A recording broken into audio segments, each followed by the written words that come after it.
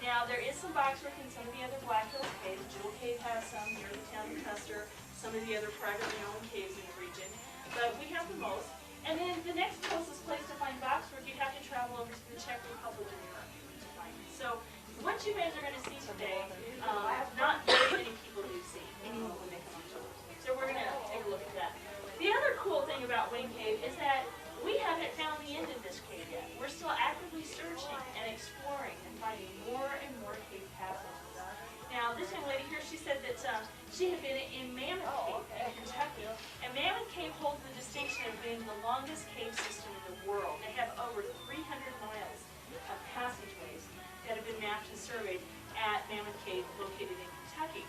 The second longest cave in the United States is found here in the Black Hills, and that is Jewel Cave, which is located near Custer. They have currently 127 miles of cave passage, but they haven't found the end of their cave either. And Wing Cave, we rank number 4 in the U.S. in terms of length. The fourth longest cave in the U.S. is a cave down in New Mexico. I can't even begin to pronounce it. Lechela or something like that. They're number 4 in cave length, in cave length in the U.S.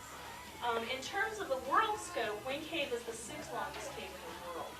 Currently, we are at 104 miles of cave passageways that have been mapped and surveyed, and we're still finding more and more of these passages.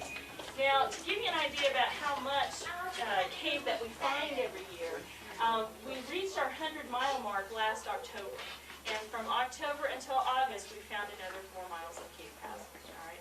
So our exploration is ongoing. We keep doing it every so many months. We get people going, poke around in there, and find more cave. Now, we're going to be seeing a very, very small portion of Wing Cave. We're only going to see about a half mile out of that 104 miles of passageways that's down there. And when I say we have 104 miles of passages, that's kind of confusing for most people because that 104 miles is not stretched out over 104 miles of surface area. Instead, it is packed and compressed into about 1 square mile of surface area. So in other words, all of the cave is located directly underneath the parking lot, the visitor center, kind of back out onto the hill behind us over there, and underneath where we're standing right now. A good way to visualize the passageways in Wing Cave is to think of a common household sponge. Okay? You've got a cleaning sponge. You kids know about SpongeBob SquarePants, right? Okay. You know, SpongeBob has all those holes in it, all right? Well, the passageways in Wing Cave are laid out like the holes in a sponge are. Okay? They interconnect all over the place, vertically, horizontally, diagonally, all throughout the bed of limestone rock that the cave is formed in. It's what geologists call a maze cave system. So when you look at this map, it just looks like a bunch of squiggles, but really this map just identifies all of the different passages. Now you notice there's 3 different colors on the map, and that represents the 3 different levels or layers of the cave itself.